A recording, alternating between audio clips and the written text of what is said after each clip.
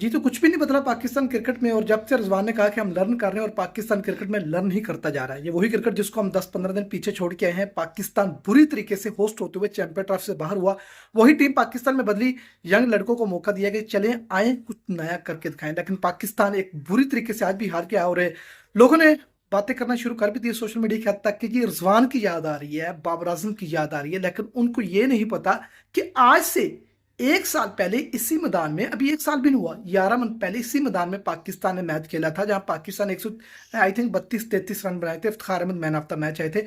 इसी मैच में रिजवान साहब ने 24 सॉरी बाबर आजम ने 24 बॉल पे 13 रन किए थे और रिजवान साहब ने 38 बॉल पे 38 रन किए थे। और उस टाइम बॉल इतना हिल भी नहीं रहा था, इतना स्विंग भी नहीं हो रहा था जितना बॉल आज स्विंग हुआ है। आप शुरू के 2-3 ओवर देखिए, आप ये कह सकते हैं कि जब बॉल स्विंग हो रहा हो तो हारिस को इस तरीके से शॉट सिलेक्शन नहीं करनी चाहिए थी, हसन नवाज को इस तरीके से करनी नहीं चाहिए थी। पर सवाल ये भी है कि उनको बॉल समझ भी नहीं आ रहा, जितना बॉल टर्न हो रहा था लाइन लेंथ पे अच्छा खासा स्विंग हो रहा था। उसके बाद इरफान खान न्याजी ने रोकने की कोशिश की, सलमान अली आगा ने रोकने की कोशिश की, लेकिन उनकी कोशिश में भी एज निकल रहे थे। उनको भी समझ नहीं आ रही थी, वो खेलना कहीं और चाह रहे थे और बॉल कहीं और जा रहा था। तो काफी मुश्किल हो रहा था, बॉल अच्छा खासा हिल रहा था और न्यूजीलैंड के बॉलर ने लाइन लेंथ को पकड़ा हुआ था। लेकिन सवाल ये भी है कि अगर वो इस लाइन लेंथ पे बॉल करवा रहे थे और आप सिर्फ 91 पे डेर हो जाते हैं, तो फिर आपके बॉलर क्या करने गए हुए हैं? आपके बॉलर जो शहीन है या दूसरे हैं, इनका क्या होने वाला है? क्यों बेड़ा बेड़ा गर्क किया जा रहा है? या क्या ये पाकिस्तान क्रिकेट को तबाह करने जा रहे हैं? आखिर क्या ऐसी रीजन है कि बाकी टीमें उस पिच पे इतना स्विंग भी करती हैं, लाइन लेंथ का कंट्रोल करती हैं, लेकिन हमारे बॉलर की लाइन लेंथ ही भूल जाती है?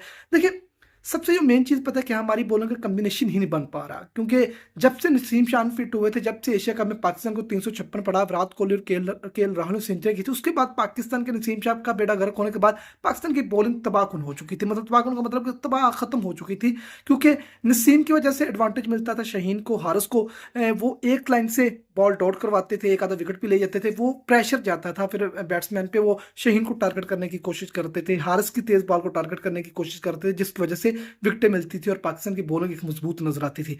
और मुझे नहीं समझ आ रही कि आप शादाब को किस बेस पे स्पिनर पे आप न्यूजीलैंड पे लेके गए, क्योंकि उसकी जरूरत चैंपियन ट्रॉफी में थी, लेकिन आपने वहां नहीं खिलाया। अब न्यूजीलैंड में फास्ट ट्रैक पे आपको फास्ट चाहिए, आप वहां स्पिनर लेकर चले गए। तो ये पॉलिसी आपको चेंज करनी होगी। आपने यंग लड़कों को मौका दिया, ठीक है, लेकिन आपने ये भी सोचना कि जिन यंग लड़कों को मौका दिया, क्या वाकई अपने उस मेरिट पे यंग लड़कों को मौका दिया? क्योंकि हसीबुल्लाह नजर नहीं आ रहे, साफजादा अफरान जिन्होंने पिछले साल इसी मैदान में 19 रन किए थे। लेकिन आप ये भी कह सकते हैं कि ऑस्ट्रेलिया के खिलाफ साफजादा अफरान की परफॉर्मेंस नहीं आई। चलिए ठीक है, उस चीज को मान लेते हैं। आखिर कब तक हम लर्न पे ही जाएंगे? लेकिन इंशाल्लाह होपफुली कि ये टीम एक यूनिट की तरह खेलेगी, कम बैक करेगी, होपफुली हम अगले मैच जीतेंगे।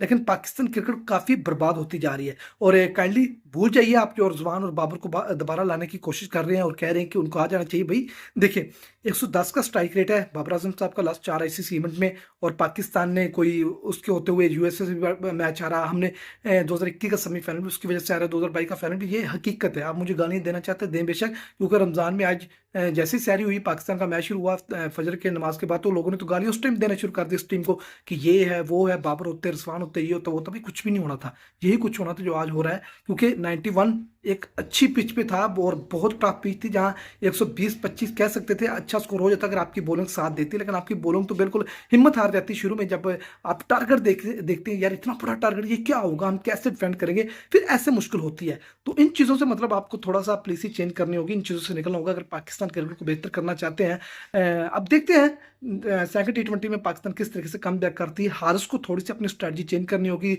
Hasan Nawaz he is very good, very talented player, but अगर आप इस तरीके से नॉन प्रोफेशनल हिट करने की कोशिश करेंगे, आप ये नहीं देखेंगे कि बॉल हिल रहा है तो उसको आप फजूल हिट करने की कोशिश करेंगे, ये फिर मुश्किल होगा, डिफिकल्ट होगा आपके लिए भी, आपकी टीम के लिए भी। क्योंकि हसीबुल्लाह को मुझे बहुत याद आती है कि वो बंदा एक था मिडिल ऑर्डर में, आपके लिए एक अच्छा की प्लेयर साबित हो सकता था। क्योंकि उसको थोड़ा सा मेंटली, वो कहते हैं ना, एक होता है एक शख्स में मेंटली चीज होती है, वो समझ जाता है कि इस पिच के हिसाब से मैंने कैसे खेलना है, वो टैलेंट एक डिफरेंट होता है।